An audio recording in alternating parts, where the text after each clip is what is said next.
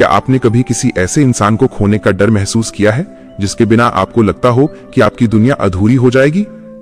वो इंसान जिसकी एक आवाज सुनकर दिल को सुकून मिलता हो, जिसके एक शब्द से टूटता हुआ मन संभल जाता हो, जिसकी मौजूदगी से लगता हो कि सब ठीक हो जाएगा। अब सोचिए, एक सुबह अचानक आप उठें और आपको पता चले कि वही सहारा, वही रोशनी, वही गुरु अब समाधि में चले गए हैं। उस दिन कुछ ऐसा ही हुआ था जब लाखों भक्तों ने सुना कि आशुतोष महाराज समाधि में चले गए हैं। किसी को यकीन नहीं हो रहा था। मंदिरों में सन्नाटा पसरा था। भक्तों की आंखों से आंसू रुक नहीं रहे थे और हर किसी के दिल में बस एक ही सवाल उठ रहा था, आखिर क्यों? क्या ये सिर्फ एक साधारण घटना थी या इसके पीछे कोई ऐसा रहस्य छिपा था जिसे समझे बिना महाराज जी को समझना नामुमकिन है? क्या उन्होंने पहले ही इसका संकेत दिया था? क्या ये भक्तों की परीक्षा थी या फिर इसके पीछे कोई ऐसी आध्यात्मिक लीला थी जिसे दुनिया आज तक समझ नहीं पाई? सच कहूं, जो सत्य आज आप सुनने वाले हैं उसे सुनकर शायद आपका दिल भर आए और हो सकता है आज के बाद आप समाधि को कभी पहले की तरह न देख पाएं। इस वीडियो को अंत तक जरूर देखिए, क्योंकि आखिर में जो रहस्य खुलेगा वो आपकी सोच, आपकी श्रद्धा और आपका जीवन बदल सकता है। महाराज जी कौन हैं? क्यों लाखों दिलों की धड़कन है? दुनिया में बहुत से लोग आते हैं, अपना जीवन जीते हैं और एक दिन समय की धूल में खो जाते हैं। लेकिन कुछ दिव्य आत्माएं ऐसी होती हैं जो सिर्फ जीती नहीं बल्कि लाखों जीवनों को जीना सिखा जाती हैं, और आशुतोष महाराज ऐसी ही दिव्य चेतना हैं। वो केवल एक नाम नहीं है, वो केवल एक व्यक्तित्व नहीं है, वो लाखों टूटे हुए दिलों की उम्मीद है, भटकी हुई आत्माओं का सहारा है और उन लोगों के लिए प्रकाश हैं जो जीवन के अंधेरे में रास्ता खोज रहे हैं। लेकिन सवाल है, आखिर उनमें ऐसा क्या है कि लाखों लोग आज भी उनके नाम से भावुक हो जाते हैं? ऐसा क्या है कि जिन लोगों ने एक बार उन्हें महसूस किया वो उन्हें भूल नहीं पाए? इसका जवाब उनके जीवन की शुरुआत में ही छिपा है। कहा जाता है कि कुछ आत्माएं जन्म से ही अलग होती हैं। उनकी आंखों में बचपन से ही एक अजीब सी गहराई होती है। उनकी चुप्पी भी बहुत कुछ कहती है। महाराज जी के जीवन में भी ऐसे संकेत बचपन से दिखाई देने लगे थे। जब बाकी बच्चे खेल कूद और बाहरी चीजों में उलझे रहते हैं, तब उनका मन अक्सर एकांत की ओर खिंचता था। घंटों शांत बैठ जाना, भीतर डूब जाना, जैसे कोई मौन संवाद चल रहा हो। आसपास के लोग कई बार सोचते, इतनी छोटी उम्र में ये बच्चा इतना गंभीर क्यों है? लेकिन शायद वो कोई साधारण गंभीरता नहीं थी, वो उस आत्मा की पुकार थी जो अपने स्रोत को पहचान रही थी। क्योंकि जब आत्मा का जन्म किसी विशेष उद्देश्य के लिए होता है तो उसके संकेत बचपन से दिखाई देने लगते हैं। धीरे धीरे जैसे जैसे समय बीता, उनके भीतर की आध्यात्मिक चेतना और स्पष्ट होती गई। उनकी आंखों में एक ऐसी शांति थी जो सामने वाले के भीतर उतर जाती थी। कई लोग कहते हैं सिर्फ उन्हें देखकर मन शांत हो जाता था। उनके पास बैठते ही ऐसा लगता था जैसे भीतर का शोर रुक गया हो। यही तो दिव्यता की पहचान है। साधारण इंसान आपको शब्दों से प्रभावित करता है, लेकिन दिव्य चेतना अपनी उपस्थिति से बदल देती है। और यही कारण है कि जो भी उनके संपर्क में आता वो भीतर से कुछ बदलता हुआ महसूस करता। कितने ही लोग जो जीवन से हार चुके थे उनकी एक वाणी सुनकर फिर से खड़े हो गए। कितने लोग जो भीतर से टूट चुके थे उनके दर्शन से संभल गए। कई लोग जो निराशा के अंधेरे में डूबे थे उनकी कृपा से फिर मुस्कुराना सीख गए। ऐसे अनगिनत अनुभव हैं जहां लोगों ने महसूस किया, जब सारी दुनिया ने साथ छोड़ा तब महाराज जी ने संभाल लिया। किसी ने जीवन का अर्थ पाया, किसी ने भय से मुक्ति पाई, किसी ने पहली बार भीतर शांति का अनुभव किया। और यही कारण है कि लाखों लोग उन्हें केवल गुरु नहीं मानते, उन्हें अपना जीवन मानते हैं। उनका रिश्ता भक्तों से सिर्फ उपदेश देने वाला नहीं है, वो रिश्ता आत्मा और परमात्मा के बीच पुल का है।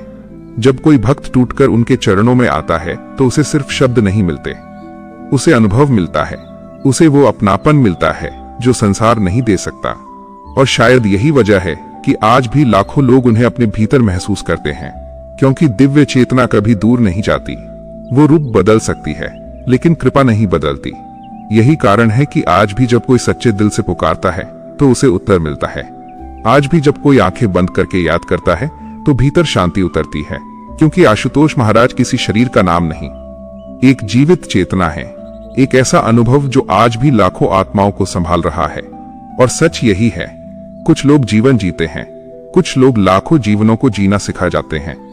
लेकिन अगर वो इतने दिव्य हैं अगर आज भी उनकी कृपा जीवित है, अगर लाखों लोग आज भी उन्हें महसूस करते हैं, तो फिर ऐसा क्या हुआ कि उन्हें समाधि में जाना पड़ा? क्या ये सिर्फ एक संयोग था, या इसके पीछे कोई बहुत गहरा आध्यात्मिक रहस्य छिपा है जिसे समझे बिना हम उनकी लीला को समझ ही नहीं सकते?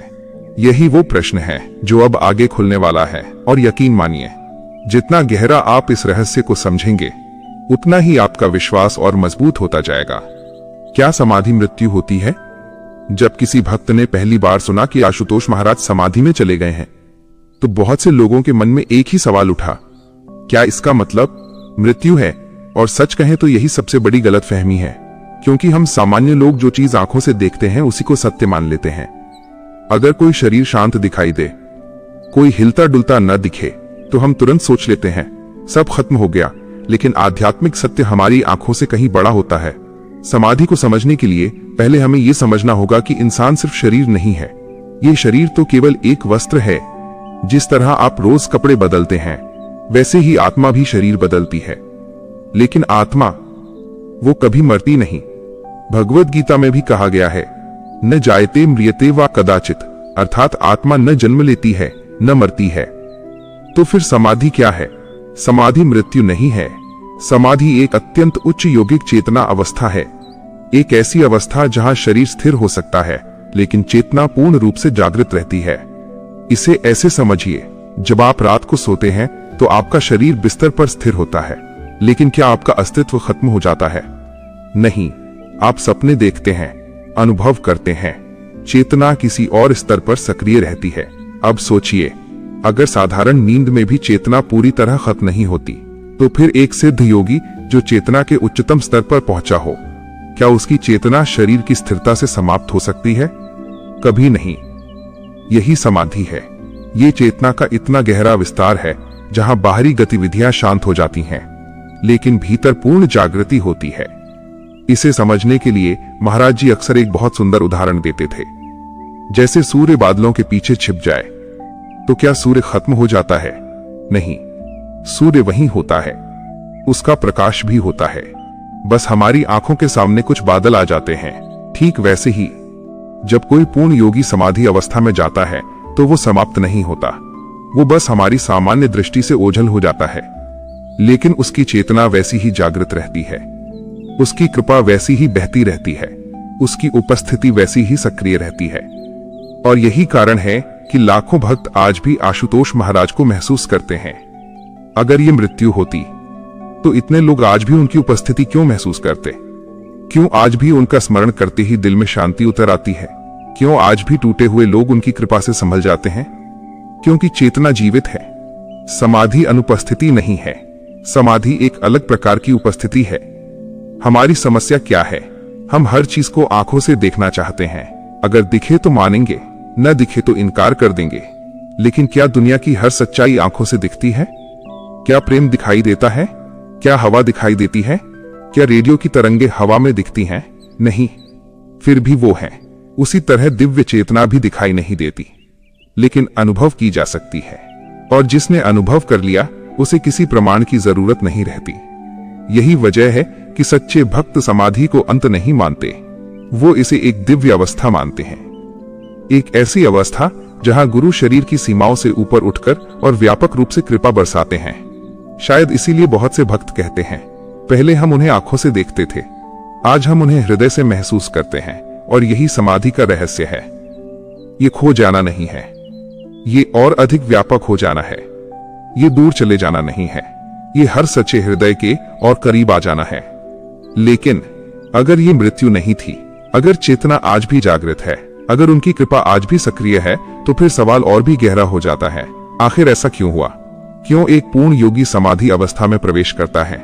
क्या इसके पीछे कोई विशेष उद्देश्य होता है? क्या ये भक्तों के लिए कोई संदेश था? क्या ये एक परीक्षा थी, या फिर कोई ऐसी आध्यात्मिक लीला जिसे समझना अभी बाकी है? यही वो रहस्य है जो अब आगे खुलने वाला है। और यकीन मानिए, जैसे जैसे आप इसे समझेंगे, आपके भीतर श्रद्धा की एक नई रोशनी जल उठेगी। क्या महाराज जी पहले से संकेत दे रहे थे? जब कोई बहुत बड़ी घटना होती है, तो बाद में हमें एहसास होता है कि उसके संकेत पहले से दिए जा चुके थे। अक्सर ऐसा होता है, उस समय हम समझ नहीं पाते, हम सुनते तो हैं, लेकिन गहराई नहीं समझते, और बाद में जब समय बीत जाता है तो वही शब्द दिल में तीर की तरह उतरते हैं। कुछ ऐसा ही आशुतोष महाराज के साथ भी हुआ। जब लोग उनके पास बैठते थे तो उनकी वाणी में कई बार ऐसे संकेत छिपे होते थे जिन्हें उस समय शायद बहुत कम लोग समझ पाए। वो कई बार बड़ी सहजता से ऐसी बातें कह देते थे जो सुनने में साधारण लगती थीं, लेकिन उनके भीतर बहुत गहरा अर्थ छिपा होता था। जैसे अपने भीतर खड़े होना सीखो, बाहरी सहारे हमेशा साथ नहीं रहते, जो भीतर जुड़ गया उसे कभी अकेलापन नहीं सताएगा। उस समय बहुत से भक्त इन बातों को सामान्य आध्यात्मिक शिक्षा समझते थे, लेकिन बाद में जब परिस्थितियां बदली तब लोगों को एहसास हुआ ये सिर्फ उपदेश नहीं थे, ये तैयारी थी, एक ऐसी तैयारी जो शिष्यों को आत्मिक रूप से मजबूत बनाने के लिए थी। क्योंकि सच्चा गुरु शिष्य को अपने ऊपर निर्भर नहीं बनाता, वो उसे परमात्मा से जोड़ता है। अगर गुरु चाहता तो शिष्य जीवन भर सिर्फ बाहरी सहारे पर टिका रहता, लेकिन पूर्ण गुरु ऐसा नहीं करते। वो चाहते हैं कि शिष्य भीतर खड़ा हो। वो चाहते हैं कि शिष्य की आत्मा इतनी मजबूत हो जाए कि परिस्थितियां उसे हिला न सके। यही कारण है कि महाराज जी बार बार भीतर जाने की बात करते थे। वो कहते थे, बाहरी आंखें बंद हो सकती हैं, लेकिन अंतर्दृष्टि कभी बंद नहीं होती। उस समय शायद बहुतों ने इसे सिर्फ एक सुंदर वाक्य समझा होगा, लेकिन आज जब लोग पीछे मुड़कर देखते हैं तो समझ आता है कि ये कितनी गहरी शिक्षा थी। वो जैसे पहले से बता रहे थे, अगर एक दिन तुम्हें मुझे बाहर न देखो तो घबराना मत, भीतर देखना, मैं वहीं मिलूंगा। सोचिए, ये कितनी बड़ी बात है। दुनिया का रिश्ता हमेशा बाहर से जुड़ता है। जब सामने वाला दिखना बंद हो जाए तो रिश्ता कमजोर पड़ जाता है, लेकिन गुरु का रिश्ता भीतर से जुड़ता है, इसलिए वो दिखाई न भी दें तो भी महसूस होते हैं। यही तो पूर्ण गुरु की पहचान है। आशुतोष महाराज ने भक्तों को सिर्फ दर्शन का सुख नहीं दिया, उन्होंने अनुभव की राह दी। उन्होंने लोगों को सिखाया, मुझे बाहर मत खोजो, अपने भीतर खोजो। कई बार उन्होंने समय की महत्ता पर भी जोर दिया। वो कहते थे, जो करना है अभी करो, आत्मिक कमाई को कल पर मत टालो। उस समय शायद बहुतों ने सोचा होगा ये सामान्य प्रेरणा है, लेकिन बाद में जब लोग उन शब्दों को याद करते हैं तो लगता है जैसे वो पहले से चेतावनी दे रहे थे। समय को हल्के में मत लो, जो अनुभव लेना है अभी लो, जो जुड़ना है अभी जुड़ो। क्या ये संयोग था या सच में एक दिव्य संकेत? ये प्रश्न आज भी लाखों भक्तों के भीतर उठता है। लेकिन एक बात साफ है, पूर्ण गुरु बिना कारण कुछ नहीं कहते। उनकी हर बात शिष्य की आत्मा के लिए होती है, उनकी हर शिक्षा भविष्य की तैयारी होती है। और शायद महाराज जी भी अपने शिष्यों को एक बड़े आत्मिक बदलाव के लिए तैयार कर रहे थे, क्योंकि जब तक शिष्य बाहरी सहारे पर टिका रहता है उसकी अंतर यात्रा अधूरी रहती है। गुरु चाहते हैं कि एक दिन शिष्य भीतर इतना मजबूत हो जाए कि उसे बाहरी सहारे की जरूरत ही न पड़े। यही कारण है कि सच्चे गुरु कभी कभी शिष्य को ऐसे मोड़ पर खड़ा कर देते हैं जहां उसे भीतर उतरना ही पड़ता है, और तभी असली विकास शुरू होता है। याद रखिए, गुरु कभी छोड़ते नहीं, बस शिष्य को भीतर खड़ा होना सिखाते हैं। यही महाराज जी की सबसे बड़ी शिक्षा है। अगर आज भी कोई भक्त उन्हें याद करके रोता है तो शायद महाराज जी भीतर से यही कहते होंगे, रो मत, भीतर आओ, मैं गया नहीं हूं, बस तुम्हें गहराई में बुला रहा हूं। और शायद यही इस पूरी लीला का सबसे बड़ा रहस्य है। लेकिन अब एक और सवाल उठता है, अगर ये सब शिष्यों को भीतर मजबूत करने की तैयारी थी, अगर ये संकेत उन्हें आत्मिक रूप से खड़ा करने के लिए थे, तो क्या ये भक्तों की परीक्षा थी? क्या सच में ये श्रद्धा की अग्नि परीक्षा थी? और अगर थी तो इसका उद्देश्य क्या था? यही वो रहस्य है जो अब अगले भाग में खुलेगा। और यकीन मानिए, जो सत्य आप आगे सुनेंगे वो आपकी श्रद्धा को और गहरा कर देगा। भक्तों की सबसे कठिन परीक्षा। जीवन में कुछ पल ऐसे आते हैं जब इंसान का विश्वास सच में परखा जाता है।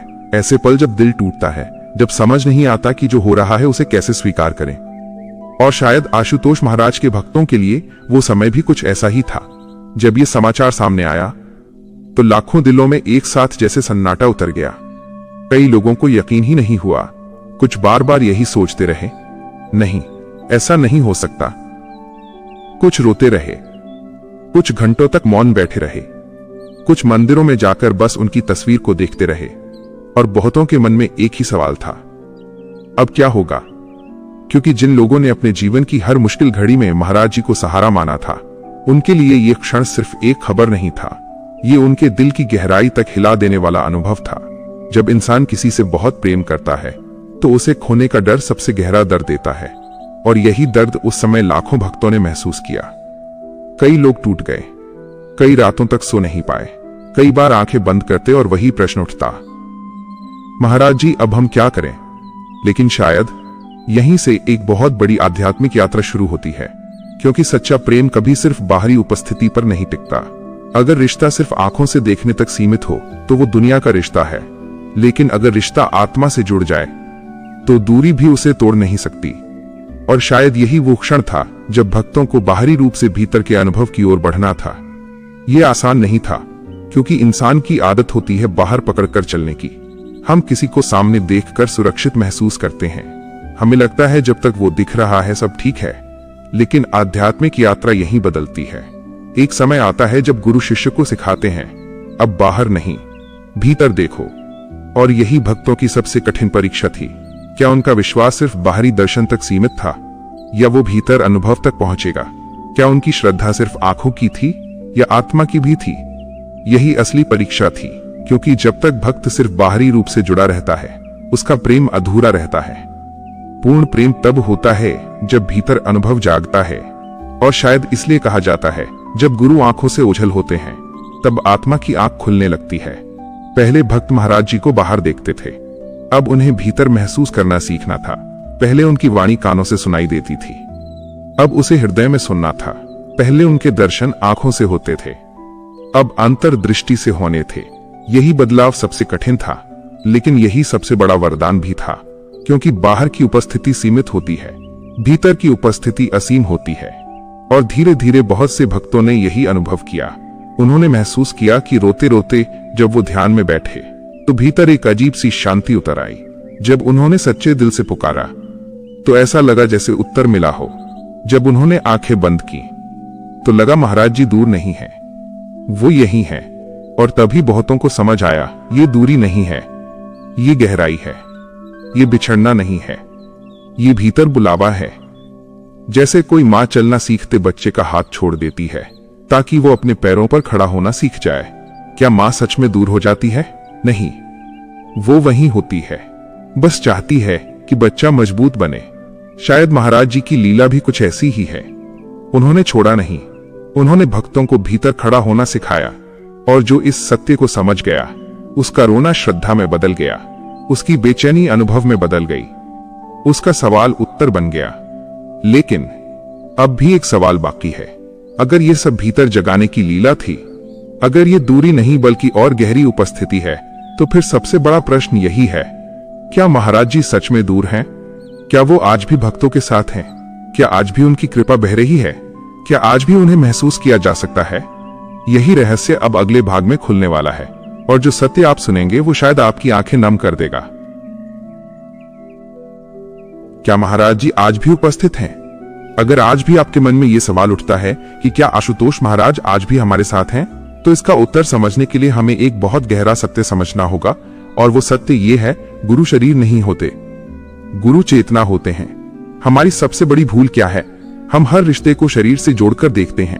अगर सामने दिख रहा है तो मानते हैं कि रिश्ता है, अगर आंखों से ओझल हो जाए तो सोचते हैं कि दूरी आ गई। लेकिन गुरु का रिश्ता संसार के रिश्तों जैसा नहीं होता। दुनिया के रिश्ते शरीर से जुड़ते हैं, गुरु का रिश्ता आत्मा से जुड़ता है, और आत्मा का रिश्ता कभी टूटता नहीं। सोचिए, जब आप किसी को बहुत प्रेम करते हैं और वो आपसे दूर चला जाए, तो क्या उसकी याद खत्म हो जाती है? नहीं, वो भीतर रहती है। आप उसे महसूस करते हैं। कई बार उसकी आवाज यादों में सुनाई देती है, कई बार उसकी उपस्थिति दिल में महसूस होती है। अगर एक साधारण इंसानी रिश्ता इतना गहरा असर छोड़ सकता है, तो फिर एक पूर्ण गुरु जो आत्मा से जुड़ा हो, क्या सिर्फ शरीर की दूरी से दूर हो सकता है? कभी नहीं। यही कारण है कि सच्चे भक्त महाराज जी को आज भी महसूस करते हैं, क्योंकि उनका रिश्ता आंखों से नहीं, अनुभव से जुड़ा है। और यही अनुभव ब्रह्म ज्ञान के माध्यम से मिलता है। ब्रह्म ज्ञान सिर्फ कोई शब्द नहीं, ये कोई किताबी जानकारी नहीं, ये कोई कहानी नहीं जिसे सुनकर बस अच्छा महसूस हो जाए। ये अनुभव है, जीवित अनुभव।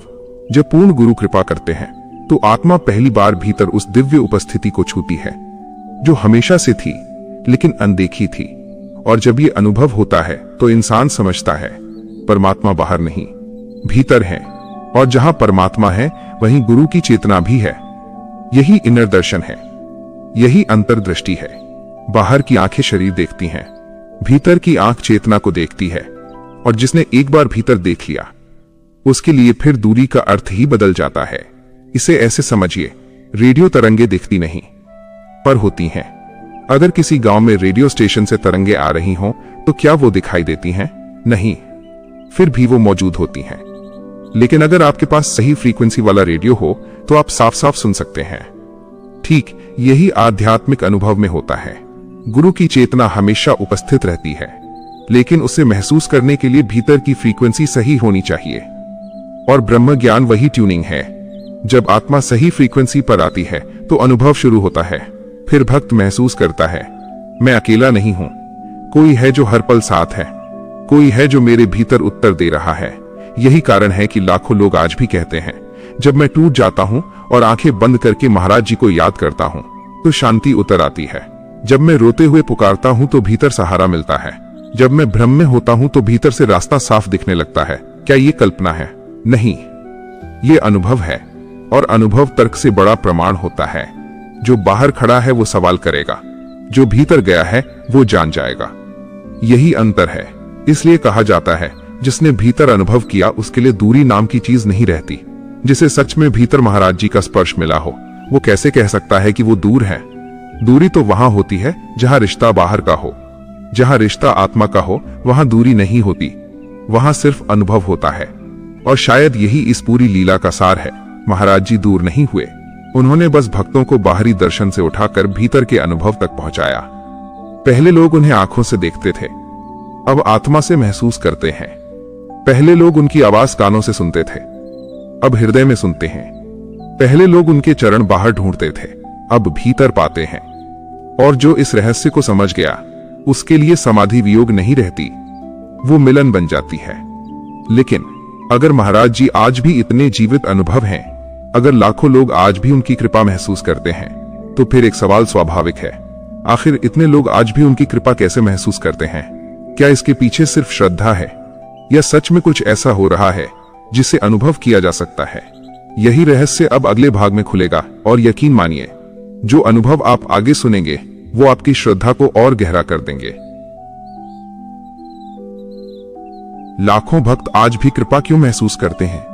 अगर कोई पूछे कि जब आशुतोष महाराज आज आंखों से दिखाई नहीं देते तो फिर लाखों लोग आज भी उनकी कृपा कैसे महसूस करते हैं, तो इसका उत्तर किसी बहस में नहीं मिलेगा।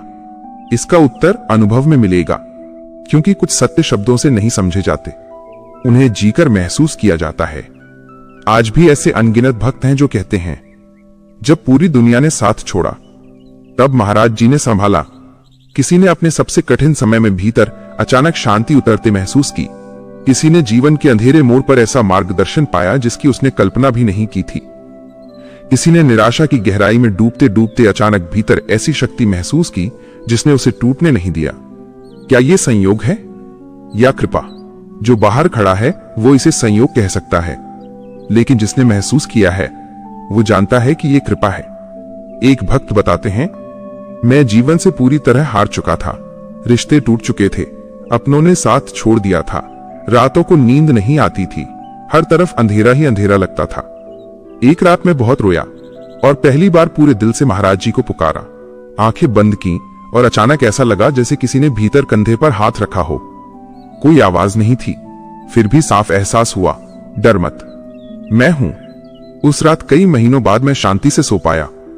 ऐसे अनुभव सिर्फ एक नहीं है, लाखों हैं। किसी मां ने महसूस किया कि जब उसका बच्चा गंभीर बीमारी में था तो भीतर से अजीब साहस मिला। किसी युवक ने महसूस किया कि जब वो जीवन समाप्त करने का सोच रहा था तो अचानक भीतर जीने की नई इच्छा जागी। किसी बुजुर्ग ने महसूस किया कि अकेलेपन के सबसे कठिन समय में महाराज जी की उपस्थिति उसे संभाल रही है। और शायद यही कृपा की सबसे बड़ी पहचान है। कृपा हमेशा चमत्कारों के शोर में नहीं आती। कई बार वो मौन शांति बनकर आती है, कई बार वो अचानक मिले साहस बनकर आती है, कई बार वो भीतर की स्पष्टता बनकर आती है, और कई बार वो एक ऐसे प्रेम की तरह आती है जो शब्दों में समझाया नहीं जा सकता। यही कारण है कि लाखों भक्त आज भी अकेले नहीं हैं, क्योंकि उन्होंने महाराज जी को खोया नहीं, भीतर पाया है। दुनिया कह सकती है अब वो दिखाई नहीं देते, लेकिन भक्त मुस्कुराकर कहते हैं, हमें दिखने की जरूरत नहीं, हम महसूस करते हैं। और यही सबसे बड़ा प्रमाण है संसार का रिश्ता उपस्थिति मांगता है, गुरु का रिश्ता अनुभव देता है। संसार कहता है सामने आओ तभी मानेंगे, गुरु कहते हैं भीतर आओ तभी जानोगे। यही अंतर है।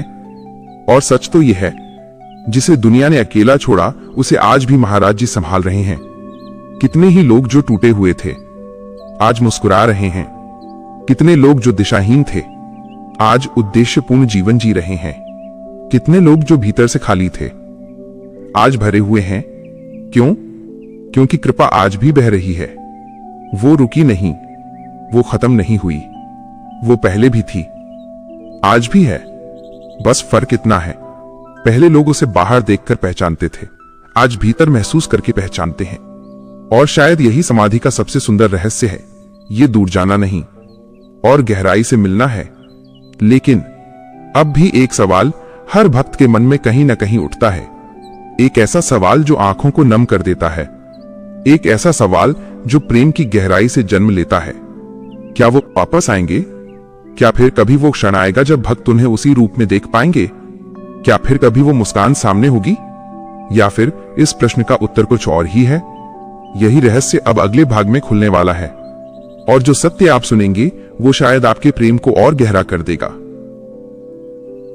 शायद इस पूरे विषय का सबसे भावुक सवाल यही है, वो सवाल जो लाखों भक्तों के दिल में कभी न कभी जरूर उठता है, क्या आशुतोष महाराज वापस आएंगे?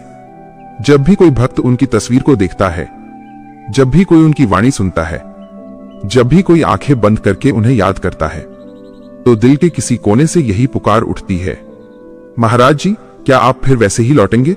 ये सवाल प्रेम से पैदा होता है।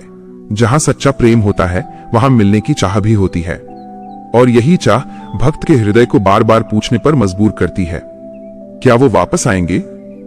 लेकिन शायद इस सवाल का उत्तर वैसा नहीं है जैसा हम सोचते हैं, क्योंकि हमारी आदत है हर चीज को बाहर ढूंढने की। हमें लगता है अगर सामने दिख जाए तभी मिलन होगा, अगर आंखों से देख लें तभी विश्वास पूरा होगा। लेकिन आध्यात्मिक सत्य इससे कहीं गहरा है। सच्चा गुरु कभी जाता नहीं, वो रूप बदलता है। जैसे पानी कभी बर्फ बनता है, कभी भाप, रूप बदल जाता है लेकिन तत्व वही रहता है। ठीक वैसे ही पूर्ण गुरु की चेतना रूप बदल सकती है, लेकिन कृपा नहीं बदलती, उपस्थिति नहीं बदलती, प्रेम नहीं बदलता। यही कारण है कि सच्चे भक्त वापसी का इंतजार नहीं करते, वो अनुभव करते हैं, क्योंकि जिसने भीतर पा लिया उसे बाहर आने की प्रतीक्षा नहीं करनी पड़ती। याद रखिए, जो भीतर जाग गया उसे प्रतीक्षा नहीं करनी पड़ती। जिसने सच में ब्रह्म ज्ञान के माध्यम से भीतर महाराज जी की उपस्थिति को छू लिया, उसके लिए प्रश्न बदल जाता है। वो ये नहीं पूछता वो कब आएंगे, वो मुस्कुराकर कहता है वो गए ही कब थे। यही आध्यात्मिक परिपक्वता है। जब तक प्रेम सिर्फ रूप से जुड़ा है तब तक प्रतीक्षा है, जब प्रेम चेतना से जुड़ जाता है तब अनुभव है, और जहां अनुभव है वहां इंतजार नहीं होता। सोचिए, अगर कोई व्यक्ति आपके सामने खड़ा हो लेकिन दिल से दूर हो, तो क्या वो सच में आपके पास है? नहीं। और अगर कोई आंखों से दूर हो लेकिन हर पल दिल में महसूस हो, तो क्या वो दूर है? कभी नहीं। यही गुरु और भक्त का रिश्ता है। आशुतोष महाराज को पाने का रास्ता बाहरी प्रतीक्षा नहीं है, भीतर जागरण है। जो भीतर उतर गया उसने पा लिया, जो बाहर ही खोजता रहा वो प्रतीक्षा करता रह गया। शायद यही कारण है कि महाराज जी ने हमेशा भीतर जाने पर जोर दिया। उन्होंने कभी सिर्फ बाहरी दर्शन को लक्ष्य नहीं बनाया। उन्होंने हमेशा कहा, भीतर जाओ, अनुभव करो, अपने अंदर परमात्मा को पहचानो, क्योंकि जो भीतर पहुंच गया उसके लिए कोई दूरी नहीं रहती, उसके लिए कोई वियोग नहीं रहता, उसके लिए गुरु हर पल जीवित अनुभव बन जाते हैं। और शायद यही इस पूरी लीला का सबसे गहरा संदेश है। अगर हम सच में महाराज जी से प्रेम करते हैं तो हमें सिर्फ उनकी वापसी का इंतजार नहीं करना चाहिए, हमें उनके बताए मार्ग पर चलना चाहिए, क्योंकि सच्चा प्रेम इंतजार में नहीं, अनुसरण में दिखता है। अगर कोई कहे मैं गुरु से प्रेम करता हूं लेकिन उनके मार्ग पर न चले, तो वो प्रेम अधूरा है। सच्चा प्रेम ये कहता है, महाराज जी आपने जो राह दिखाई मैं उस पर चलूंगा। और जब भक्त इस भाव में जीता है तभी असली मिलन होता है। इसलिए शायद सबसे सही प्रश्न ये नहीं है क्या वो वापस आएंगे, बल्कि ये है क्या हम उनके बताए मार्ग पर चल रहे हैं? क्योंकि अगर हम सच में चल रहे हैं तो वो अभी भी हमारे साथ हैं, अभी भी मार्गदर्शन कर रहे हैं, अभी भी संभाल रहे हैं, अभी भी प्रेम बरसा रहे हैं। लेकिन अब सबसे महत्वपूर्ण सवाल यही है, अगर यही सत्य है, अगर महाराज जी आज भी कृपा बरसा रहे हैं, अगर उनका मार्ग आज भी खुला है, तो भक्त अभी क्या करें? यही अंतिम संदेश अब अगले भाग में सामने आएगा और शायद यही आपके जीवन की दिशा बदल दे। अभी क्या करना है?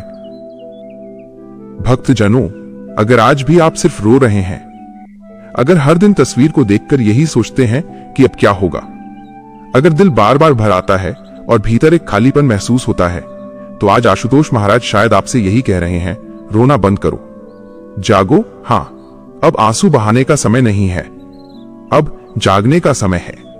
क्योंकि सच्चा प्रेम सिर्फ यादों में खो जाने का नाम नहीं होता, सच्चा प्रेम गुरु के बताए मार्ग पर चलने का नाम होता है। अगर सच में आप महाराज जी से प्रेम करते हैं, तो इसका प्रमाण आंखों के आंसू नहीं देंगे, इसका प्रमाण आपका बदला हुआ जीवन देगा। क्योंकि गुरु कभी ये नहीं चाहते कि शिष्य रोता रहे, गुरु हमेशा चाहते हैं कि शिष्य जागे, उठे, भीतर खड़ा हो और उस सत्य को पाले जिसके लिए गुरु आए थे। आज अगर आप सच में पूछें, महाराज जी अब हमें क्या करना चाहिए, तो उत्तर बहुत स्पष्ट है, उनके बताए मार्ग पर चलना है। और ये मार्ग 4 स्तंभों पर खड़ा है।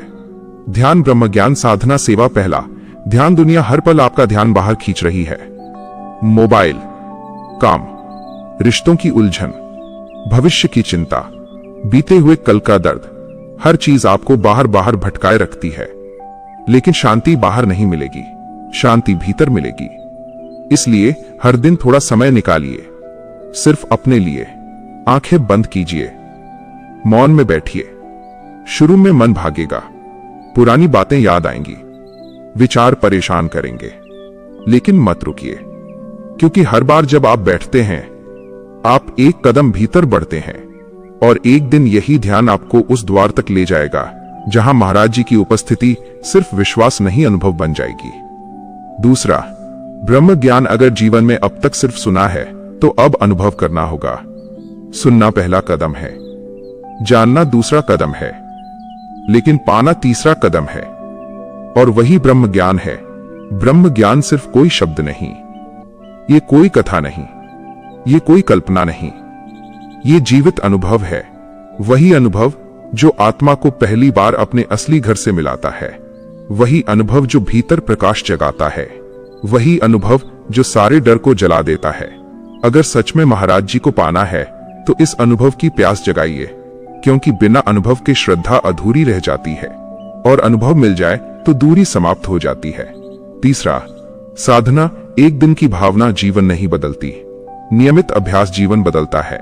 जैसे रोज भोजन से शरीर जीवित रहता है, वैसे ही रोज की साधना से आत्मा जागृत रहती है। कई लोग कुछ दिन उत्साह से चलते हैं, फिर रुक जाते हैं, लेकिन जो टिक गया वही पहुंचा, जो रोज भीतर उतरा वही बदला।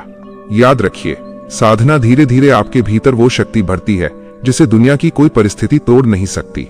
फिर चाहे समय कितना भी कठिन क्यों ना हो, आप नहीं टूटते, क्योंकि आपका सहारा दुनिया नहीं रहती, आपका सहारा परमात्मा बन जाते हैं। चौथा, सेवा। अगर आप सच में महाराज जी से प्रेम करते हैं, तो उस प्रेम को दुनिया तक पहुंचाइए। किसी टूटे हुए को संभालिए, किसी रोते हुए को आशा दीजिए, किसी भटके हुए को राह दिखाइए, किसी निराश आत्मा को महाराज जी का संदेश सुनाइए। यही सेवा है, यही प्रेम की सच्ची अभिव्यक्ति है। क्योंकि सच्चा शिष्य सिर्फ खुद नहीं बदलता, वो दूसरों के जीवन में भी प्रकाश बांटता है। और शायद आज महाराज जी भीतर से आपसे यही कह रहे हैं, अगर सच में प्रेम है तो मेरे बताए मार्ग पर चलो, रोकर समय मत खो, जागो और अपने भीतर उतर जाओ। जो मैंने दिया है उसे जीवन बना लो, क्योंकि यही सच्ची श्रद्धांजलि है।